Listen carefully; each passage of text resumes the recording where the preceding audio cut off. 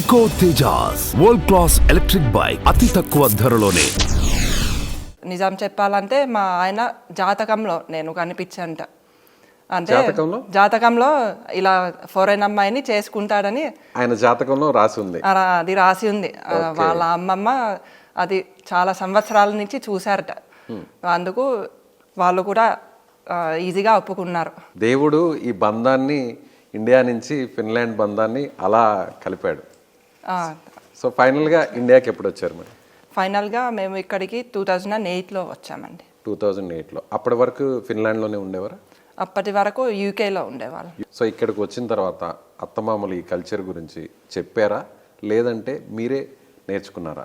తెలుగు కల్చర్ని, తెలుగు సాంప్రదాయాల్ని, పద్ధతుల్ని బాగున్నాయని మీరే ఇష్టపడ్డారా? మా అత్తగారు చాలా చెప్పారు, చాలా చూపించారు, చాలా మంచిగా ఎక్స్ప్లెయిన్ చేశారు.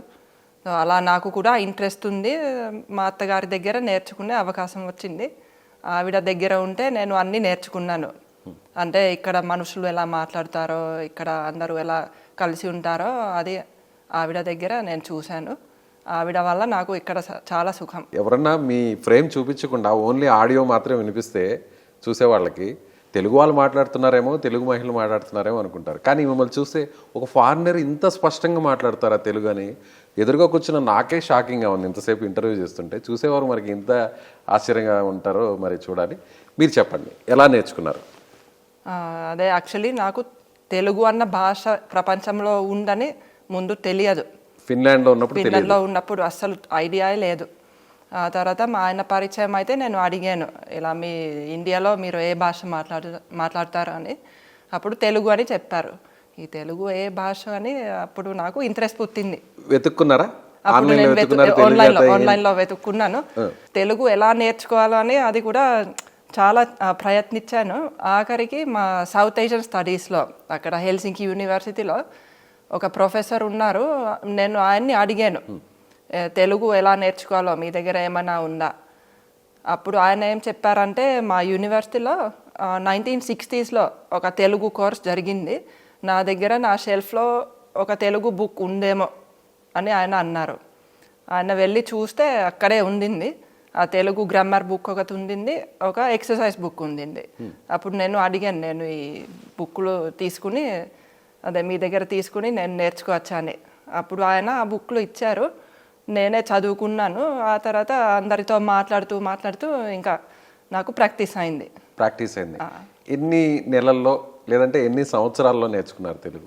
గ్రామర్ బుక్ నేను ఒక నెల రోజుల్లో చదివాను. నెల రోజుల్లో నేర్చుకున్నారా? చదివేశారు? నేను చదివేశాను. గ్రామర్ అంతా కూడా పూర్తిగా అయిపోయింది. ఓన్లీ 1 monthలో. ఓ సూపర్. ఎక్సర్సైజ్ బుక్ కూడా అదే సేమ్ టైం 1 monthలో చేసేసాను. ఇంకొక 1 month. ఇంకొక 1 month. మాట్లాడడం ఎప్పటి నుంచి స్టార్ట్ చేశారు? మాట్లాడడం అప్పుడు 2003లో నుంచి కొంచెం స్టార్ట్ చేశాను. ఫస్ట్ తెలుగు పదం ఏది మాట్లాడారు మీరు? ఫస్ట్ తెలుగు పదం నేను, నువ్వు, మీరు అలాంటివి నేర్చుకున్నాను. ఎక్కడైనా ఐ, వై, యు. సో అది కూడా తెలుగులో కూడా అదే, నేను, నువ్వు, మీరు, మనం. మీ హస్బెండ్ పేరు చెప్పలేదు. మా హస్బెండ్ పేరు ప్రదీప్. ప్రదీప్ అని పేరు చెప్తారేమో అని అనుకున్నాను నేను. ఫస్ట్ ఏం మాట మాట్లాడారు మీ హస్బెండ్తో? అదే, నేను నిన్ను ప్రేమిస్తున్నానేమో ఆ మాట అన్నారా? సూపర్, నేరుగా చెప్పారు. సార్ ఏమన్నారు అప్పుడు? హ్యాపీగా ఫీల్ అయిపోయారు. చాలా హ్యాపీగా ఫీల్ అయ్యారు. నిజంగా మీ ఇంటిని చూస్తుంటే ఆ తెలుగుదనం అంతా కనిపిస్తుంది మేడం. నిజంగా ప్రతిదిలో కూడా అసలు పాత ఒక 100 సంవత్సరాల కిందట తెలుగువారి ఇల్లు ఎలా ఉండేవో అలా ఉన్నాయి. ప్రతిదీ కూడా చాలా చక్కగా చూస్తుంటే, మిమ్మల్ని చూస్తేనే సగం తెలుగుదనం అంతా కనిపిస్తుంది. ఇక ఇంటిని చూస్తే కడుపు నిండిపోతుంది తెలుగువారికి. సో మీరు ఈ చీర కట్టుకోవడం, ఇలా తెలుగు అలవాట్లు, తెలుగు సాంప్రదాయాలు, అది మీరే ఓన్గా చీర కట్టుకుంటారా, లేదంటే ఎవరైనా హెల్ప్ చేస్తారా? నేను ఓన్గా కట్టుకుంటాను. తెలుగు చదువుతారా? తెలుగు చదువుతాను.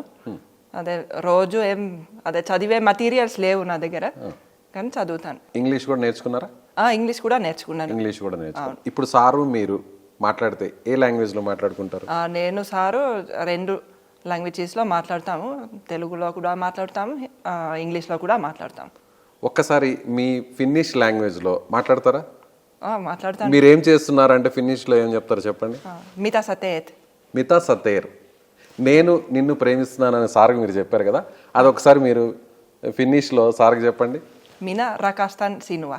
మీరు బాగున్నారా అంటే Mitä kuuluu? మీరు ఫినిష్లో మాట్లాడండి, నేను తెలుగులో మాట్లాడతాను. mitä మీకు ఎన్ని సంవత్సరాల కిందట పెళ్ళైంది పాయ గారు? Kuinka monta vuotta sitten menitte naimisiin? అసలేం ఒక పాయింట్ కూడా నాకేం ఎక్కట్లేదు. ఓకే, మీ వారు సొంత ఊరు ఏంటి? Mistä sun mies on kotoisin? ఇదేదో మనం ఆలీ సినిమా గుర్తుంది కదండి, అది గుర్తొస్తుంది నాకు. ఎంత చేట అట్లారు కదా, అట్లా గుర్తొస్తుంది. ఓకే, ఇంకో డైలాగ్ కూడా అడుగుదాం. మీకు ఎంతమంది పిల్లలు ఉన్నారు? Kuinka monta lasta sulla on? మీకేమైనా అర్థమవుతుందండి మేడం? ఇప్పుడు ఫినిష్కి ఏది ఈజీ? ఫినిష్ నేర్చుకోవడం ఈజీయా లేదంటే తెలుగు నేర్చుకోవడం ఈజీయా? మా ఫినిష్ భాషకి తెలుగు భాషకి చాలా సిమిలారిటీస్ ఉంటాయి. సిమిలారిటీస్ ఉంటాయి. ఓ, అదే మీరు మా ఫినిష్ భాష నేర్చుకోవాలంటే మీకు ఈజీగా అనిపిస్తుంది, అలానే నాకు తెలుగు నేర్చుకోవడం ఈజీగా అనిపించింది. మీకు ఈజీగా అనిపించింది కాబట్టి అందుకే త్వరగా తెలుగు నేర్చుకున్నారు. సార్ నేర్చుకున్నారా ఫినిష్ని? సార్ కొంచెం నేర్చుకున్నారు. మాట్లాడతారు ఎప్పుడైనా ఫినిష్లో? ఇద్దరు మాట్లాడుకుంటారా? మరి అంత మాట్లాడము, కొన్ని పదాలు అలా. పిల్లలు కూడా ఎంతమంది? చెప్తుంటారు. పిల్లలు ఎంతమంది? పిల్లలు మాకు 4 ఉన్నారు. 4. వాళ్ళ పేర్లు చెప్తారా? మా పెద్ద పాప అవని, రెండో పాప హరిణి, మా బాబు గోపాల్, మా చిన్న పాప పద్మిని. సూపర్. ఎక్కడైనా మీ ఫిన్లాండ్ నేమ్స్ ఏమన్నా పెడతారేమో, ఒక పేరన్నా ఉంటుందేమో అనుకున్నాను, కానీ అన్నీ తెలుగు పేర్లే, అన్నీ ఇండియన్ నేమ్సే పెట్టారు. సో ఏం చేస్తున్నారు పిల్లలు? మా పెద్ద పాప ఇప్పుడు 11th చదువుతుంది, మా రెండో పాప 10th ఉంది, మా బాబు 7th, మా చిన్న పాపకి ఇంకా 2.5 సంవత్సరాలే, ఇంకా స్కూల్లో పెట్టలేదు. వాళ్ళందరూ కూడా తెలుగు మాట్లాడతారా? వాళ్ళకి కూడా తెలుగు వచ్చు, మాట్లాడతారు. ఫినిష్ ఏమైనా మాట్లాడతారా? ఫినిష్ భాష కూడా వచ్చు వాళ్ళకి. ఫినిష్ ఎక్కువ మాట్లాడతారా, తెలుగు ఎక్కువ మాట్లాడతారు? రెండింట్లో తెలుగే మాట్లాడతారు. తెలుగే ఎక్కువ మాట్లాడతారు.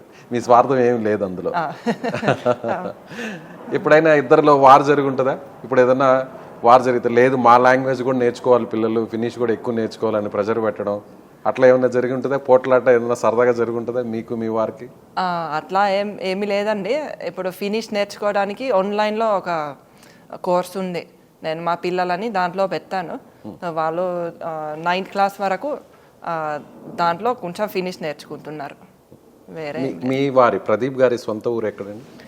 అదే ఆయన ఇక్కడే పెరిగారు హైదరాబాద్లో. వాళ్ళ మదర్ వాళ్ళది వైజాగ్, ఫాదర్ వాళ్ళది Nellore. Okay, AP. So settle అయింది మాత్రం తెలంగాణ, హైదరాబాద్. ఇక్కడే. సార్ ఇప్పుడు ఏం చేస్తుంటారు మేడం? అదే బిజినెస్ చేస్తారండి. నేను సారు కలిసి బిజినెస్లో ఉన్నాము. ఒకటి ఏమో ఐటీ బిజినెస్ ఉంది, ఇంకొకటి సూయిజ్ ట్రీట్మెంట్.